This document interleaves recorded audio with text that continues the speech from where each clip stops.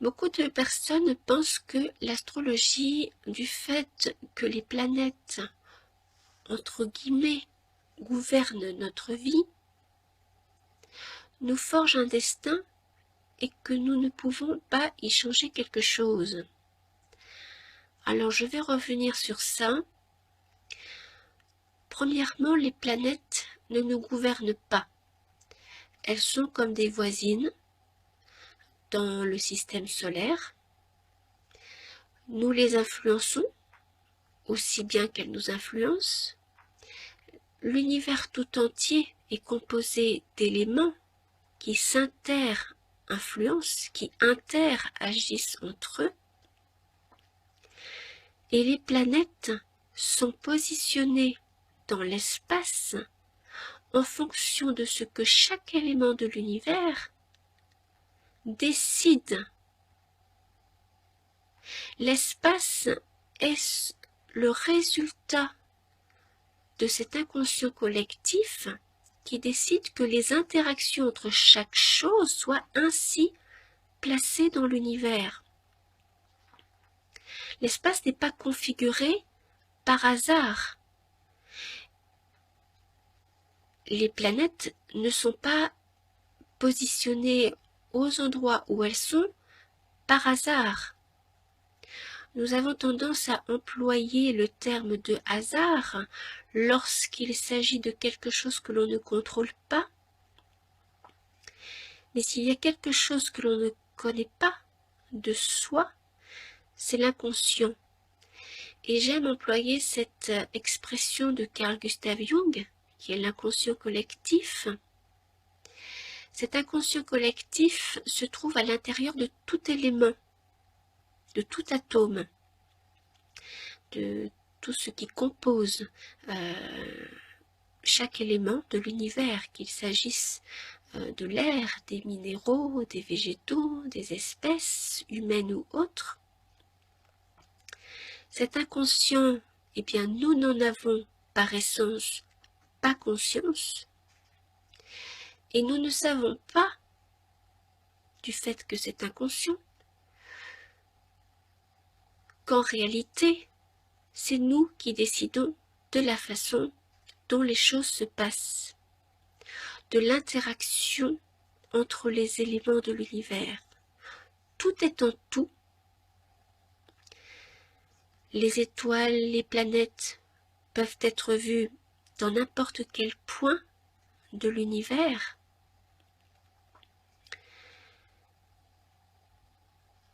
De ce fait, du fait de cet inconscient collectif, du fait que l'on a une action inconsciente sur l'interaction des éléments, on a une action inconsciente sur le positionnement des planètes dans le système solaire.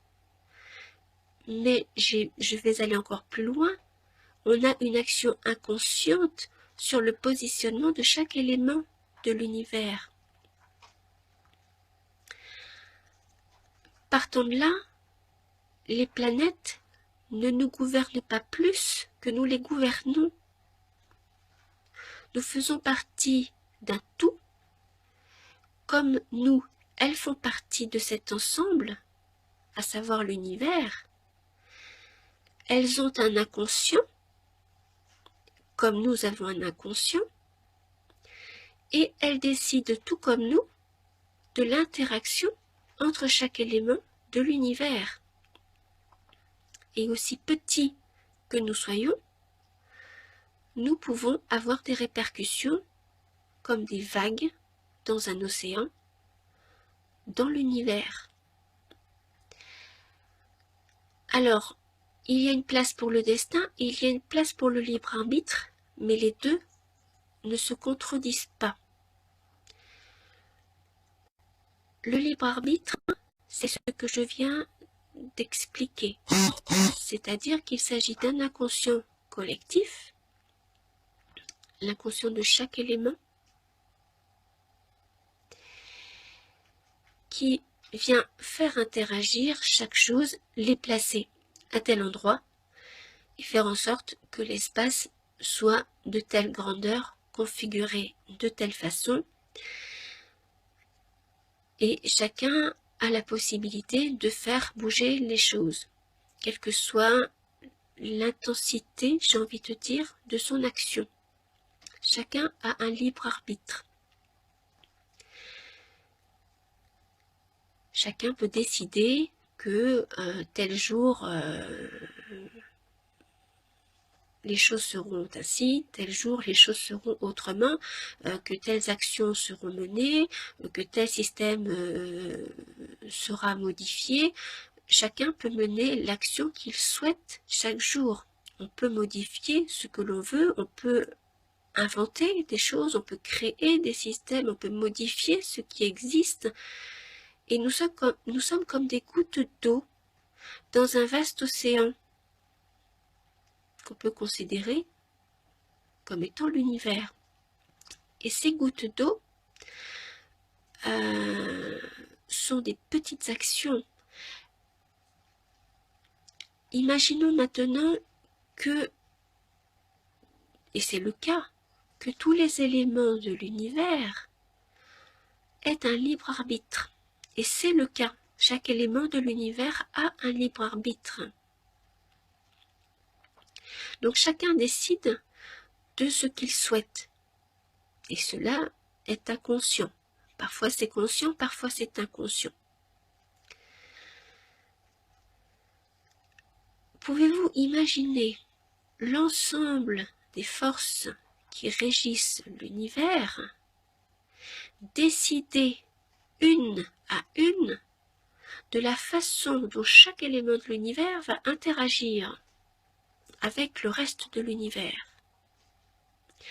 Pouvez-vous imaginer cette force que cela représente, du moins cet ensemble de forces que cela représente, d'avoir tous ces éléments qui décident de l'interaction des forces et du positionnement de chaque élément dans l'univers et dans l'espace?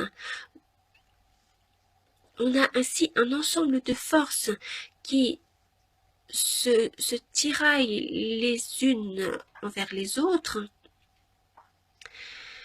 un peu comme si nous avions un drap, prenons cet exemple, et que nous étions par exemple des milliards. Je vais prendre comme référence des milliards, bien évidemment il y a beaucoup plus d'éléments que ça, c'est juste pour prendre un exemple.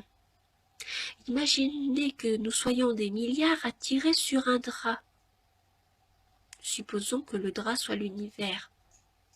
Chacun va décider de la force qu'il va exercer sur ce drap en le tirant. Eh bien, cet ensemble de forces, cette union de toutes les forces décidées par chacun, consciemment ou inconsciemment, fait ce qu'est l'univers aujourd'hui et fait ce qu'est l'univers à chaque instant. Donc l'univers, je pourrais dire qu'il n'est pas stable, qu'il bouge à chaque instant en fonction de l'inconscient collectif qui bouge régulièrement, à chaque seconde, à chaque nanoseconde. Comme ces forces sont nombreuses, l'univers ne peut pas bouger de façon, je dirais, importante à chaque nanoseconde. Parce que supposez par exemple, je vais prendre les choses sur un autre point de vue. Prenons par exemple Monsieur X. Lorsque Monsieur X a décidé, par exemple, de changer de travail, ça va vous donner une idée sur la répercussion qu'une personne qui va décider quelque chose va avoir sur le reste des énergies. Imaginez que Monsieur X décide de changer d'entreprise. Pour cela, il faut que l'entreprise en question ait décidé d'accepter Monsieur X. Pour cela, il faut que les fournisseurs avec lesquels l'entreprise fonctionne aient décidé inconsciemment de travailler avec Monsieur X. Si toutefois la place que convoite Monsieur X est occupée par quelqu'un, il faut que cette personne qui occupe cette place décide de partir parce qu'elle aura trouvé une opportunité à un autre endroit.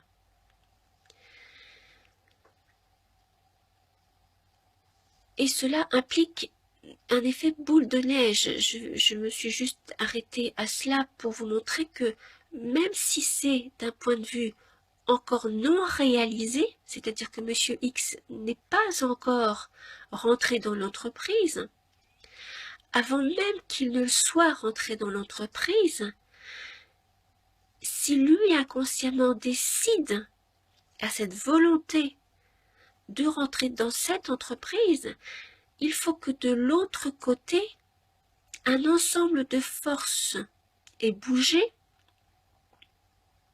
et bouge instantanément dans le même sens que Monsieur X, et cela va faire bouger d'autres choses. Je pourrais m'étaler en allant plus loin pour montrer jusqu'à quel point on peut faire bouger les choses ad aeternam. Eh bien, si on prend ce point de vue-là, si on se place sur ce point de vue-là, on peut comprendre que tous les éléments de l'univers doivent être d'accord avec la décision de Monsieur X. Quand les planètes sont sur leur ellipse et qu'elles tournent d'une certaine façon, c'est parce que l'ensemble de l'univers a décidé qu'il en soit ainsi. Et si une personne souhaite que cela change, il faut que l'ensemble de l'univers soit d'accord pour que cela change. Il faut donc que toutes les forces de l'univers, tous les éléments de l'univers, soient d'accord avec le fait que l'on va changer la trajectoire de telle planète. Il n'en est pas simplement du ressort de Monsieur X. Il en est du ressort de tout ce qui existe dans l'univers. Donc, pour faire bouger une planète, il faut comprendre que c'est l'ensemble de l'univers qui doit décider que cette planète va changer de trajectoire. C'est donc un ensemble de forces très important. Et c'est cet ensemble de forces dont on fait partie, dont tous les éléments de l'univers font partie, dont le système solaire fait partie, dont les planètes font partie, qui fait le destin. Ce destin n'est pas quelque chose que l'on ne peut pas faire changer, puisque chacun a un libre arbitre. Chacun décide de l'action qu'il souhaite engranger, du changement qu'il souhaite voir se manifester, mais il faut que l'ensemble des éléments de l'univers soient en accord avec la décision de cet élément X pour que les choses bougent. Car tout est en tout. Je reprends l'exemple de ce Monsieur X. Tout l'univers se trouve dans ce Monsieur X. De la même façon, si je me positionne sur Jupiter, tout l'univers peut se voir à travers Jupiter. Tout l'univers, si je descends dans la matière, peut se voir à travers un atome. Donc, partant de là, on comprend que tout est en tout et que si Monsieur X ou cet élément X a décidé que la trajectoire des planètes devait changer, eh bien ça implique que tout ce qui existe dans l'univers, tous les éléments de l'univers dans lesquels on voit tout ce qui existe dans l'univers, soient d'accord. Et donc la décision de cet élément X se retrouve à l'intérieur de tous les éléments de l'univers. Mais il faut aussi que tous les autres éléments de l'univers soient d'accord. Donc, oui, il y a un libre arbitre, et l'ensemble des forces que contient l'univers, l'ensemble des libres arbitres que contient l'univers, fait le destin tel que nous le décidons.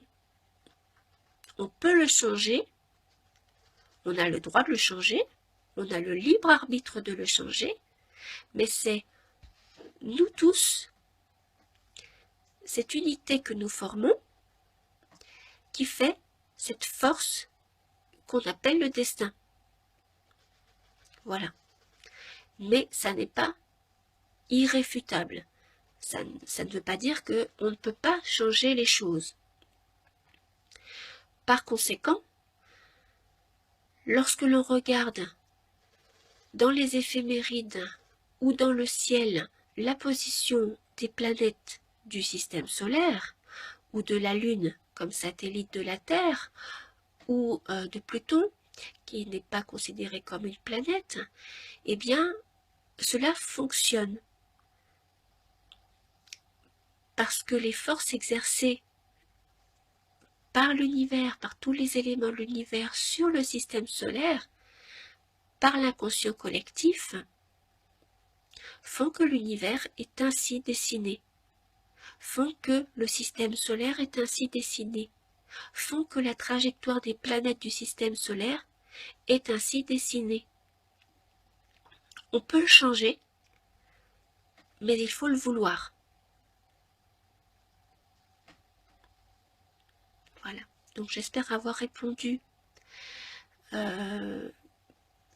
une question qui est importante, à savoir que rien n'est destiné de façon figée, qu'on peut changer les choses et qu'il existe bien un libre arbitre, et que je résumerai simplement cette vidéo en disant que le destin, c'est l'ensemble des forces exercées via le libre arbitre par l'ensemble des éléments qui constituent l'univers.